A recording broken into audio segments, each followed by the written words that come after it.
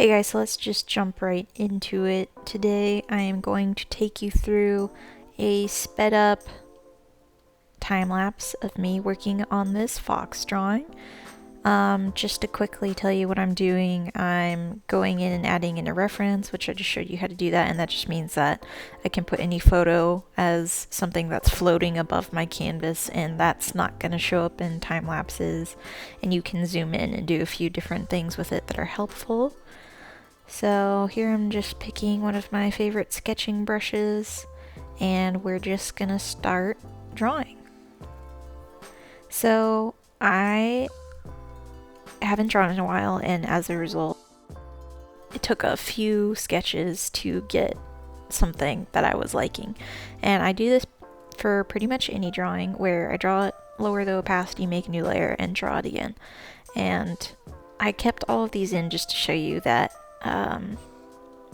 sometimes I really suck when I start, but that's part of making art, and I'm not ashamed that I can't draw exactly what I'm imagining, even with a reference on the first try. So I'm going to use a few different tools here to try and experiment with what kind of shapes I'm liking. Those are going to be the transform tool and the liquefy tool, which is basically you can just select a piece of your drawing, like I'm doing here, and then move it around and see if you like it. But just a warning that Procreate doesn't do the best job on keeping your image sharp. Once you start doing it, the edges will start getting a little fuzzy, and that's fine for the sketching phase, but when you're at final art, you either need to decide if you're gonna do that and go back in and sharpen up the edges by drawing over them again, or if you're gonna avoid that towards the end. So usually I do that as much as I want, and I'll just go in and fix up the edges, but that's definitely something to consider. If you want to avoid that, Photoshop is much better at retaining the sharpness while you transform things, so that's just a heads up. And when I was pushing the drawing around, I was using the liquefy tool, so I'm just gonna post a quick snapshot of the full menu since it kind of cut off. And also, just want to apologize because I don't really have a lot of equipment, so I was able to get an overhead shot with actually a Kindle holder that I have, but I didn't consider my need to breathe, so unfortunately when I speed up the drawing, you can see the iPad moving up and down because it was resting on my body. So sorry, I didn't hold my breath for 3 hours, but I didn't want to just trash this footage, so if it really bothers you, I am happy to upload the iPad recording of this, but I kind of like watching my hand do all of this since I very rarely am sitting somewhere where I can have an overhead shot because I like to be comfy on my couch when I draw, so didn't want to throw out 3 hours of footage. Anyway, this is about the point where I really liked the direction the shape of the head was going, and I was mainly just trying to figure out which way the tail should go that still allowed the legs to be seen and not look awkward like I was trying to hide them. So in a bit I am going to pull up Pinterest to get some more references, and I'll show you how I can have Pinterest up while I'm drawing on Procreate when I'm not necessarily wanting to download an image and put it in my reference, in case I'm like wanting to search often while I'm looking for different things or just thinking through ideas. So I would say Pinterest is my main source of reference. Sometimes you just find that really, really perfect picture. But yeah, I just like a lot of more well shot images it gives compared to Google. So anyway, iPads have this function where you can have two tabs pulled up at the same time, and I usually just do that by dragging one of the apps on top of the other, and it'll give you the option to slide that barrier back and forth. So I'm going to have that up most of the rest of the drawing until I probably get to the final detail. So Procreate lets you customize your own shortcuts, so I have a 3-finger swipe down to bring up that menu, and one of the buttons I've chosen is flip horizontal. And that's really useful to use throughout a drawing because it'll let your eyes kind of readjust and see any weird wonkiness that might be going on, I tend to draw with a lean, draw everything with a lean to the right because I'm right-handed, or maybe it's to the left, but anyway, everything will lean in one certain direction. So I always do this throughout just to kind of get ahead of that. Otherwise, at the end of the drawing, everything will be leaning to the left, and then I'll have to use transform tools to fix it and redraw all the edges because they get blurry. So major tip is just frequently flip your drawing back and forth so your eyes can readjust. So at this point I'm ready to color, and I usually start with the the Max Pack Gouache Retro brush. And I really like this brush because it looks a lot like watercolor, and I've got some color dynamics on there, which I have a tutorial on, and I'll pop that link somewhere on the screen and in the bio. But basically every time I lift up my pencil, it'll shift the color around slightly, and that just gives a nice, more traditional look to all of my pieces. And I like starting with this brush because it's not super opaque, so I feel like I can kind of get a nice layered look, and then later on I'll go in with pencils or gouache brushes too.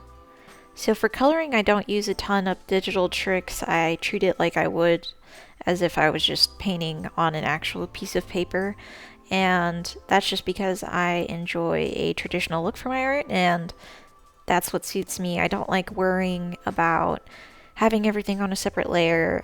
Of course, if this was a deliverable for a client, I would think more about layers and keeping things separated so it would be easier to edit later on. But since this is just a personal piece, I tend to just try and stay on one layer as much as I can.